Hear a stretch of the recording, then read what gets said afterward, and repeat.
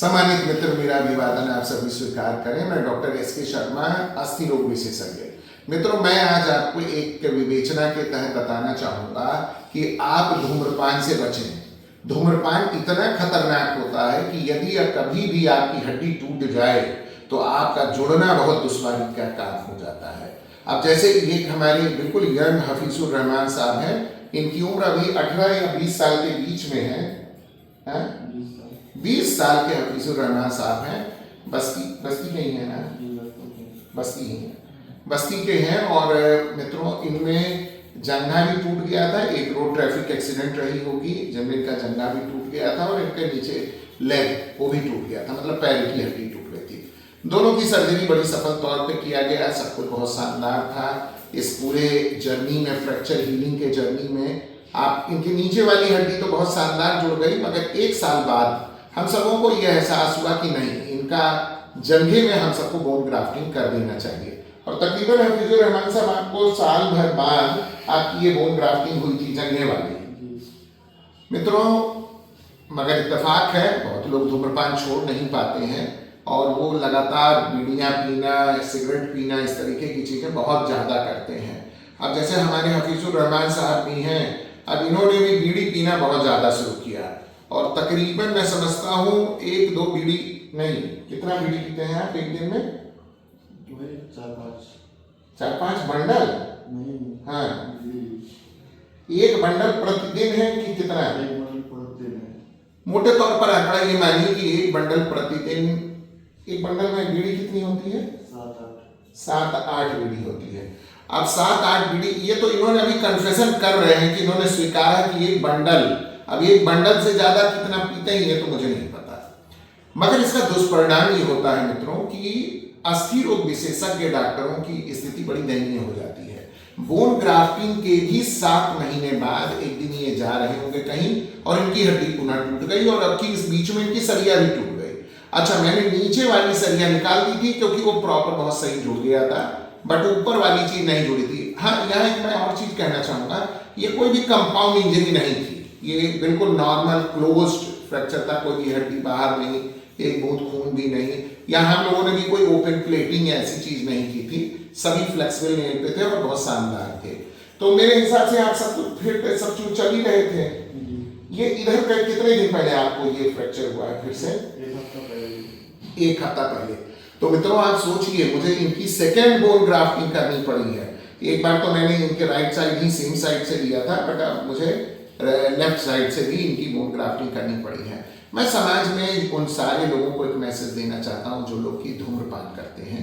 मित्रों, देखिए, अगर आप ऐसा करेंगे तो कुछ पैथोफिजियोलॉजी होती है, एक अर्बोस्टेरॉल नाम का अवयव होता है, यदि वो कम हो जाए तो फिर बड़ी दिक्कत होती है। और खासकर स्मोकिंग या तंबाकू किसी भी प्रकार से सेवन करने वाले लोगों में इम्यूनिटी कम हो जाती है और बोन बहुत तेजी से डीमिनरलाइज होता है, मतलब ये मानिए कि भंगुरता होने लगती है। अब हफीजुर रहमान साहब तो 20 साल के हैं और जो झेलाई ये खुद झेल रहे हैं और साथ में अस्थि रोग डॉक्टर भी झेलता है। आज की स्थिति में ये बताऊं मित्रों की पहली चीज तो जब इन्हें सर्जरी की जा रही थी तो पहले ही तो इन्हें खांसी आनी शुरू हुई है। अब खांसी के बाद इनमें COPD जैसे नहीं दमा वाली स्थिति वो स्टार्ट हो गई है। अब दमा वाली स्थिति में बेहोशी वाले डॉक्टर साहब ने बेहोशी की है, सारी चीजें हैं, बाकायदा खांस रहे हैं। उसके बाद इन्हें नेबुलाइज किया गया है। सब कुछ ईश्वरी दया, सब कुछ सही से हो गया। पुनः इनकी रिवाइज नेलिंग हो गई, इम्प्लांट चेंज हो गया, बोन ग्राफ्टिंग भी हो गई मित्रों। मगर मैं ये कहता हूँ, आखिरकार कब तक? एक दिन तो ऐसा आएगा जब हफीजुर रहमान साहब को छोड़ना पड़ेगा। इस बार भी मान लीजिए जो फ्रैक्चर हुआ है, हड्डी इतनी खोखली हो गई है मित्रों कि एक सिंपल आर्टरी फॉरसेप्स से इनकी टूटी हुई नेल को निकाल दिया गया है। अब आप सोचें कितने ये मजबूत है। हफीजुर रहमान साहब, मैं आपसे ये जानना चाहूंगा, क्या अब आप बीड़ी पीना बंद कर देंगे? हफीजुर रहमान साहब कहते हैं कि हाँ, बंद कर देंगे। और इस बीड़ी पीने से पास आइए थोड़ा हफीजुर रहमान साहब के पास। हफीजुर रहमान साहब की आइडेंटिटी मैं थोड़ा ब्लॉक कर दूंगा, मैं बताऊंगा नहीं, और वो होता है कैप्शन, तो नहीं आपकी आइडेंटिटी होगी। आपकी ये लत लगी कैसे पीने की ये बीड़ी? बस दोस्तों के साथ रहते। दोस्त? तो कितने दोस्त हैं आपके? जी 2 दोस्त। 2 दोस्त हैं, जी। तो दोनों ने यही सिखाया है। दोनों पहले में साथ में रहते थे, अभी 3 दोस्त थे, तीनों दूर दूर हैं हम लोग। अब दूर दूर हैं, हाँ। मगर बीड़ी सबके साथ है। हाँ वो भी लोग बीड़ी पिया करते थे। जी। तो शुरुआत कितने साल पे हुई? आप कितने छोटे थे जब बीड़ी पीना शुरू किया आपने? आज से करीबन 6 साल पहले। 6 साल पहले? जी। और सभी लोग कहाँ, मतलब ऐसे ही बगिया उगिया में जाते होंगे, पीते होंगे बीड़ी वहाँ? जी, घर से रुपये मिलते थे पैसे जाने कॉलेज जाने के लिए। हाँ। तो हम लोग इकट्ठा करते लेते थे, एक लेते थे 3 जन मारते थे। अच्छा। और बीड़ी क्या बहुत महंगी? बीड़ी तो सस्ती होती है। नहीं, बहुत सस्ती है, 50 पैसे की एक आती थी। 50 पैसे की एक बीड़ी आती हाँ, है। तभी पी- देखिए, आती तो बहुत सस्ती है, मगर खर्चा आपको लग रहा है सस्ती है, बीड़ी बहुत महंगी है। घर वालों से पूछो। 12,800 एक बार सर्जरी लगा, 12,800 2 बार का लगा, ठीक। तिबारा फिर आपका 12,800 लग रहा है इस इम्प्लांट चेंज करने को। कितने रुपए की दवा खा गए, कैसे बीड़ी 50 पैसे की बची?